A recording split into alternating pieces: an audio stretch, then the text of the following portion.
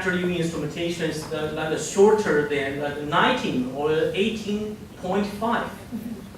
Và do vậy là nếu mà cái hệ thống thủy này dài 20 mm thì sau khi chúng ta đã làm thủng thành hoặc là di chuyển cuống răng thì cũng như là làm tắc cái mùn ngà ngay vùng cuống răng thì cái chiều dài làm việc nó có thể ngắn đi hoặc là 19 hoặc là 18,5. So you are transport the canal and we call it this situation zipping. Và trong trường hợp này thì chúng ta đã di chuyển cuống răng và chúng ta gọi nó là mở rộng cái cuống răng. So how do you work it out? And you have to use the smaller instruments, might be number 8 or number 10 to bypass here and then give much more irrigation.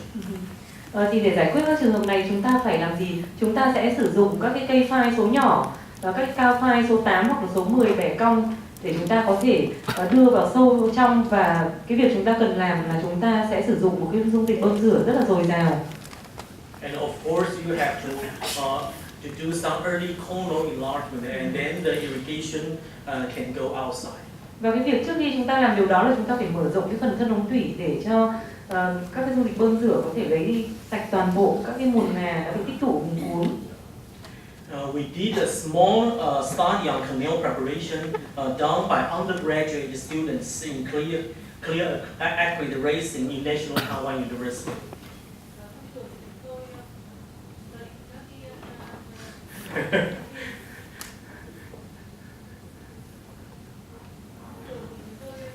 Dạy sinh viên là làm trên các cái ống thủy cong ấy, là thực hiện các ống thủy cong này bằng các cái cao phai, flexo phai và phải bẻ cong các cái hệ thống ống thủy. Và trước đó muốn làm cái việc này thì phải mở rộng cái phần thân ống thủy. She changed the three microphones because of low battery. And then you can see that this is one better preparation done by students, but you can see that inner word is a little bit more over preparation. Và trên hình này các bạn có thể nhìn thấy rằng là mặc dù cái ống thủy đã được tạo hình, thế nhưng mà có một cái phần mà từ đoạn C đến đoạn D ấy, là nó có bị mở rộng quá. But on the contrary, with the use of nitride rotor instruments, just like the protector, a better shaping of the canal can be achieved. You can see that. Và cũng là cho các sinh viên này thực hiện cái việc tạo hình ống thủy bằng các file protector thì các bạn có thể nhìn thấy rằng là cái hình ảnh mà cái ống thủy đã được tạo hình thì như thế này. But after proper training, the consistent results could be achieved. You can see 1, 2, 3, 4, 5. We got the consistent result. Và những cái sinh viên này thì đã được đào tạo rất là kỹ, và các bạn có thể nhìn thấy rằng là sau 5 lần làm khác nhau thì kết quả cũng đã rất là khẳng định. Okay, so we want to achieve predictable, consistent and reproducible anatomy results. Và đối với điều trị nồi nha thì chúng ta mong muốn cái gì? Chúng ta mong muốn là đạt được những cái hiệu quả, đạt được những cái tỷ lệ thành công mà chúng ta có thể dự đoán được trước. Chúng ta có thể làm cho nó có cái tính chất rất là lâu bền và chúng ta có thể tái tạo lại được.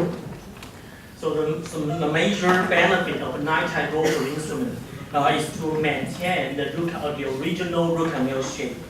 Và đó chính là cái lợi điểm của cái hệ thống Niken Titanium, là nó có thể duy trì được cái hình thái hệ thống tủy ban đầu. And in addition, the decrease the instance of undesirable complications such as zips, transportation, and sweep perforations. Và một cái điều nữa là hệ thống Niken Titanium này thì nó có thể giải quyết được những trường hợp những cái ống thủy cong, và nó có thể tránh được những biến chứng không mong muốn như là làm gây ra các cái vùng lẹm, làm di chuyển ở cuống răng, xé rộng ở cuống răng hoặc là gây thủng thành hệ thống ống thủy. Vertical nitride instruments have 2 to 3 times the flexibility than stainless steel parts. Và nếu trong y văn ấy, thì cũng đã có rất là nhiều các công trình nghiên cứu để khẳng định cái đặc tính của hệ thống Niken Titanium, là cái hệ thống này có cái độ dẻo gấp từ 2-3 lần so với các hệ thống trước đây. This is Dr. Wally. He was given the title Father of Nitride at the AAE meeting in 2005. Và đây là một bác sĩ ở Mỹ, và tôi đã gặp ông ta trong một cái hội nghị của Hiệp hội Nội nha Hoa Kỳ. I had the opportunity to collaborate with him at the Ohio State University. He hasn't then returned to India.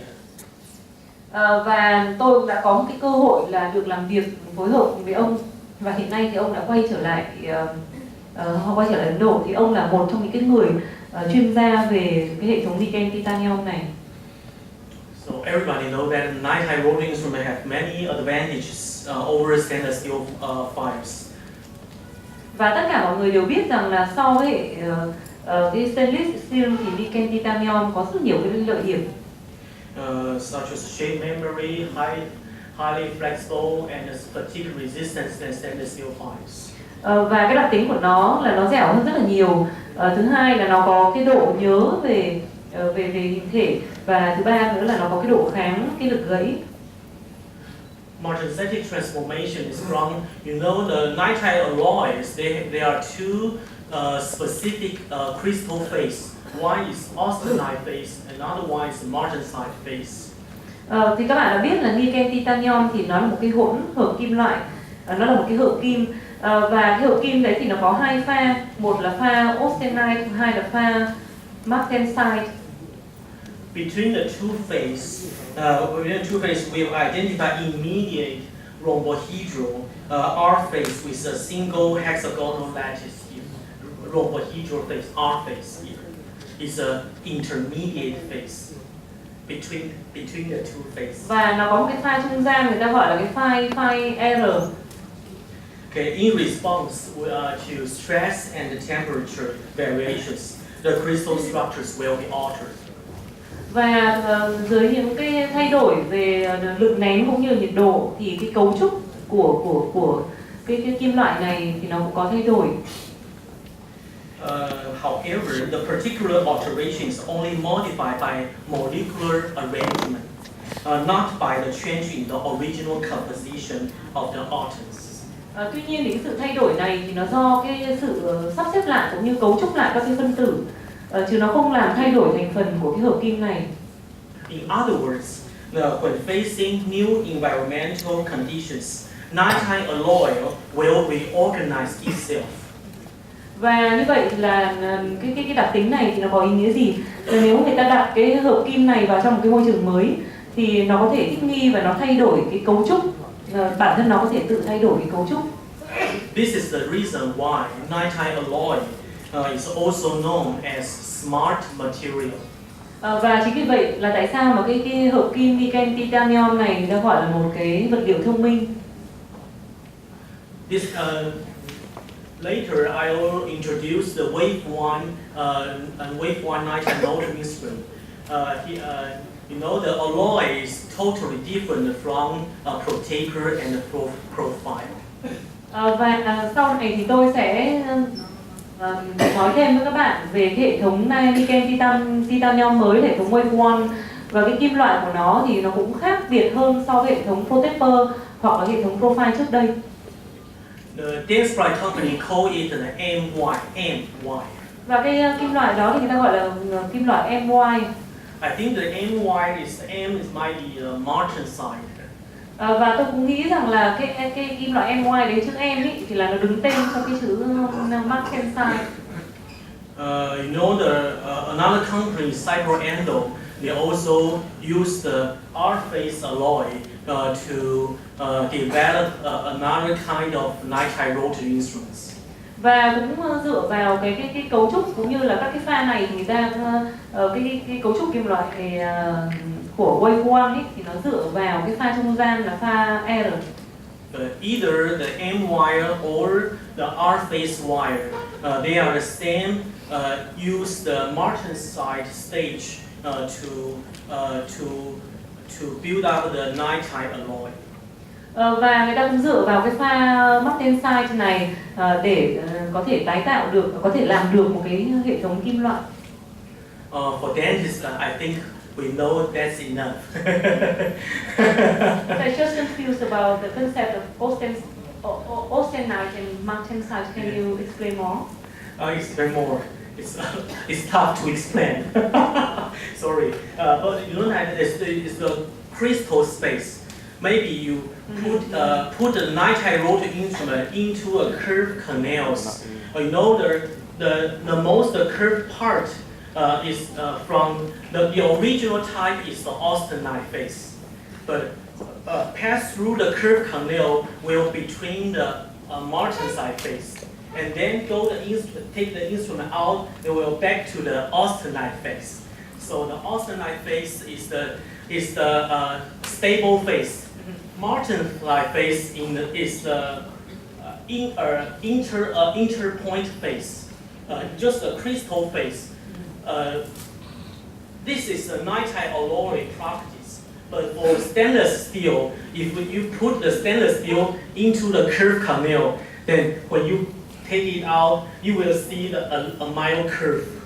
But for nitride rotor instrument, it's highly flexible. But the properties for highly flexible depends on the two crystal phase trends. The inside the alternate trend, the molecular arrangement, not the outside the form. Thì ông ấy nói kỹ hơn về hai cái khái niệm là austenite và martensite, là hai cái pha của cái hệ thống niken titanium.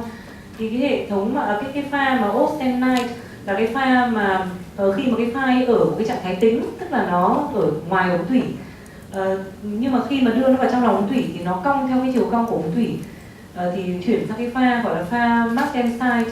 Và cái pha martensite này thì nó có cái ý nghĩa là sắp xếp như là sắp xếp dưới dạng tinh thể, tức là bản thân cái form ấy nó thay đổi bởi cái sự cấu trúc lại của các cái phân tử ở trong lòng của cái hệ thống hợp kim này, chứ nó không thay đổi về tính chất vật lý cũng như là không thay đổi về thành phần của kim loại.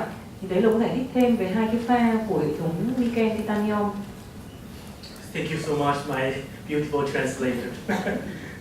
And somebody do some orthodontics. You know the orthodontic wire. The orthodontic wire sometimes might be the nitride wire, but they use the temperature effect, not the stress effect. Và đối với lại một số các cái người mà làm về chỉnh nha ấy, thì người ta cũng có cái dây cung, các cái dây cung này là các cái dây cung cũng bằng niken titanium. Thì đối với lại các cái trường hợp chỉnh nha ấy, thì để làm thay đổi cái tính chất của cái niken titanium thì người ta không dùng lực mà người ta sẽ phải dùng nhiệt độ. So the nitride wire, the orthodontic nitride wire might be in the 26 centigrade in the austenite phase. But when you put inside the oral mouse is 36.45 degree, higher than the 26, then we're back to the austenite phase. Và đối với lại chỉnh nha, các bạn có thể thấy rằng là tại sao nó lại thay đổi nhiệt độ? Vì nếu mà khi mà để cái dây nitride ở ngoài nhiệt độ ban ở bên ngoài ấy, thì thông thường là nó khoảng 26 độ. Nhưng mà khi các bạn cho nó vào trong miệng ấy, thì nó nhiệt độ cao hơn, đó là nhiệt độ khoảng 36-37 độ C. Thì chính cái nhiệt độ trong miệng thì nó làm cho các cái dây niken titanium này quay trở lại cái trạng thái tĩnh, tức là trạng thái austenite, để có thể dàn phẳng các cái răng. So finally, endo-nitride file use the stress effect, but also nitride wire use the temperature effect. Và do vậy là đối với cái hệ thống châm niken titanium thì sử dụng các cái lực để làm thay đổi các cái pha, là đó là chính là cái lực nén. Còn đối với lại các cái dây cung niken titanium trong chỉnh nha thì sử dụng sự thay đổi của nhiệt độ. Can you understand? Yes, I got it. Okay, so everybody knows this. I skipped the slides. So manufacturer, new rotary motors now offer constant speed and automatic reversal, decreasing the instance of instrument breakage. Thì bây giờ thì ngày nay thì người ta sẽ sản xuất ra những cái dụng cụ mà đi kèm nó là các cái motor xoay, và các cái motor này thì nó làm tăng cái khả năng kiểm soát các cái lực xoắn, và các cái lực này thì nó có thể làm tự quay ngược trở lại để làm giảm cái nguy cơ gãy dụng cụ. So this one is the X-Smart Plus motor, can deliver the reciprocating motion mode. Và đây các bạn có thể nhìn thấy một cái motor gọi là X-Smart Plus. Thì cái motor này không những là nó đưa ra, nó có thể kiểm soát được các hệ thống niken titanium xoay tròn, mà nó còn đưa ra cái cử động lắc, xoay lắc. It is also compatible with the protector, the 30, you know, the kind of protector profile nitride loading instruments.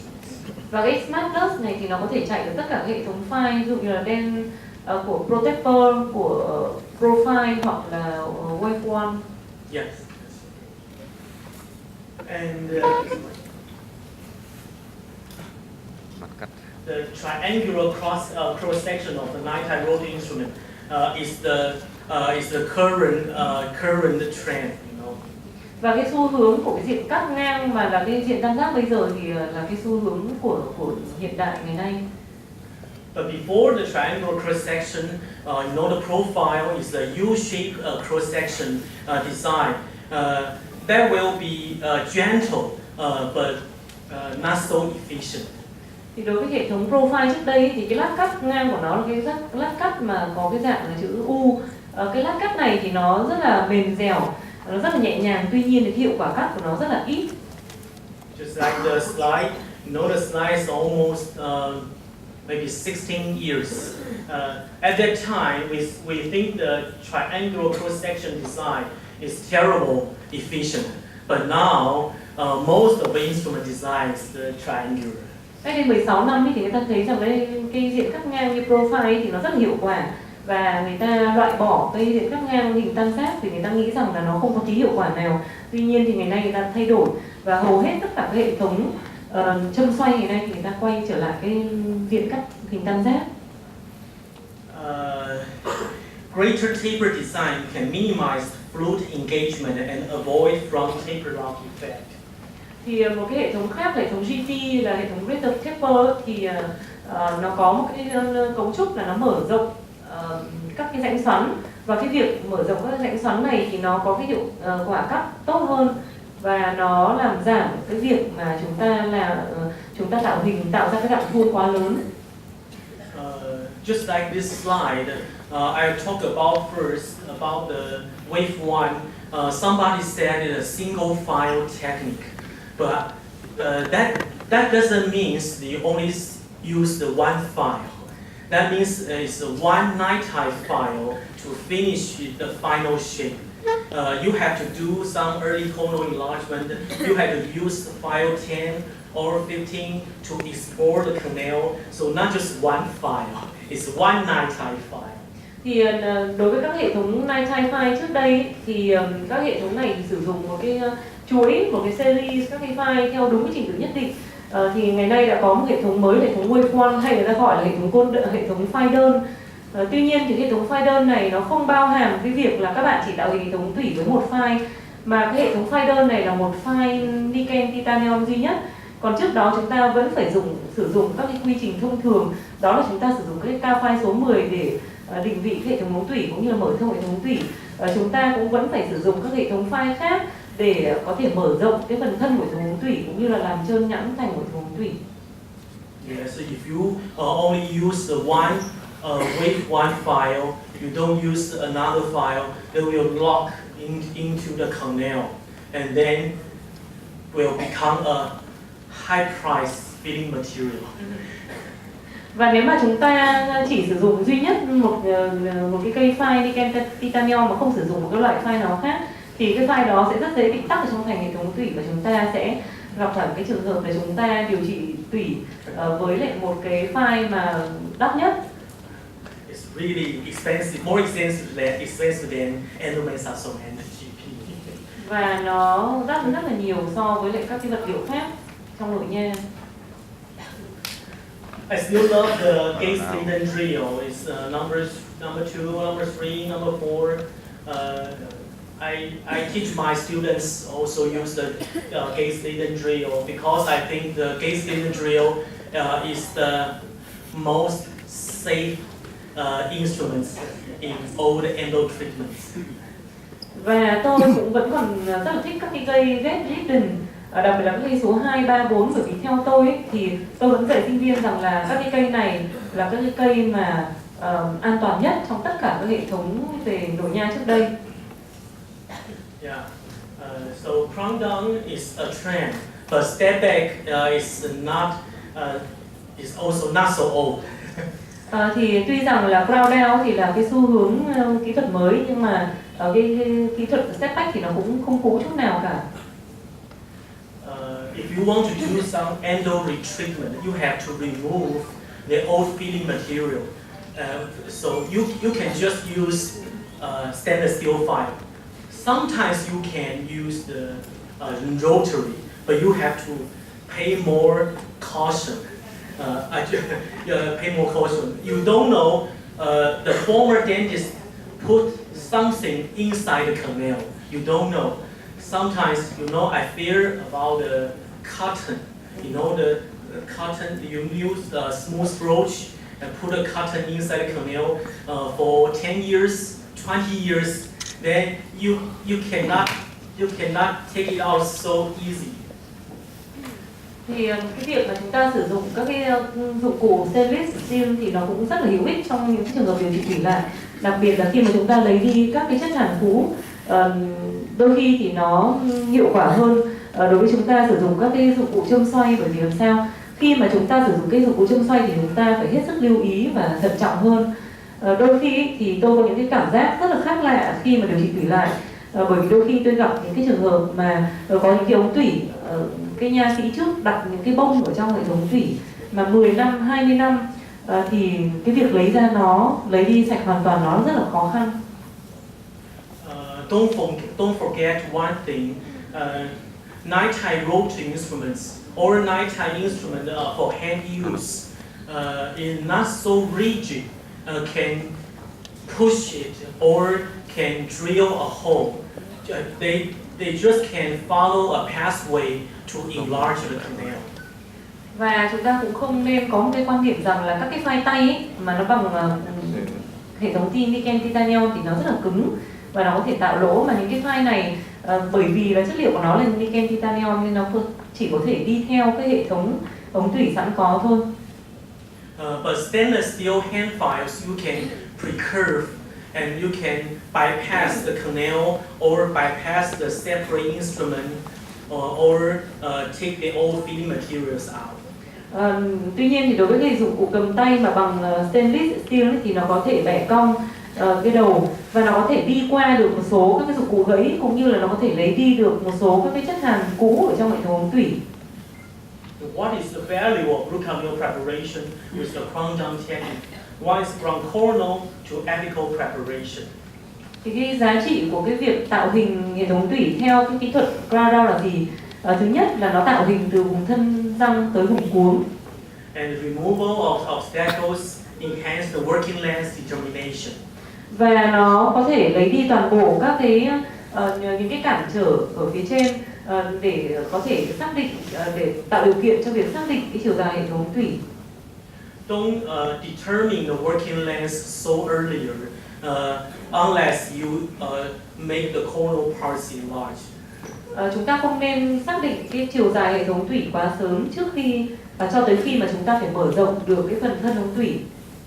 And enhance the tactile feedback, increase the penetration of irrigation, straight line access to curve, movement of debris coronal. The fourth is the same thing. Và cái việc tiếp theo là trong cái việc mà tạo hình bằng cái hệ thống bằng cái kỹ thuật crown down thì chúng ta có thể có được cái cảm giác tay rất là tốt. Chúng ta có thể làm tăng cái khả năng mà các cái dung dịch bơm rửa đi vào các cái phần của hệ thống ống tủy, và chúng ta có thể tạo ra một cái đường đi, đường mở thẳng để cái dụng cụ có thể trượt vào cái chiều cong của hệ thống ống tủy, cũng như là lấy đi các cái mùn ngà và tạo điều kiện cho các cái mùn ngà di chuyển về phía thân ống tủy trong quá trình bơm rửa. So if you join your hands-on course this afternoon, I have to talk about more early coronal enlargement and how to get into the apex. Và nếu mà các bạn tham gia cái buổi thực hành chiều nay thì tôi sẽ nói kỹ hơn là làm thế nào để chúng ta mở rộng phần thân ống tủy và để đi sâu vào cái phần cuống răng. Some patients always tell me you are an expert and so you can do everything. So I told them although I'm an expert, but I'm not God. I cannot do everything. Và nếu các bạn nói với tôi rằng là các bạn là một cái chuyên gia mà làm tất cả mọi điều, thì tôi sẽ nói với các bạn là tôi cũng là một chuyên gia, nhưng mà tôi chỉ làm được một số điều thôi. So if you only do what you always did, you only get what you always got. It's said by Dr. Rado. Và đây là một cái câu nói của bác sĩ Rado, là nếu bạn chỉ làm một cái gì bạn bạn đã luôn luôn làm, thì bạn sẽ thu hái được những cái gì mà bạn đã luôn luôn có được. Okay, maybe we need a little break. And maybe now it's 10, maybe 10:30 we'll come back. Và chúng ta sẽ nghỉ giải lao vào 10 giờ 30 chúng ta sẽ quay lại.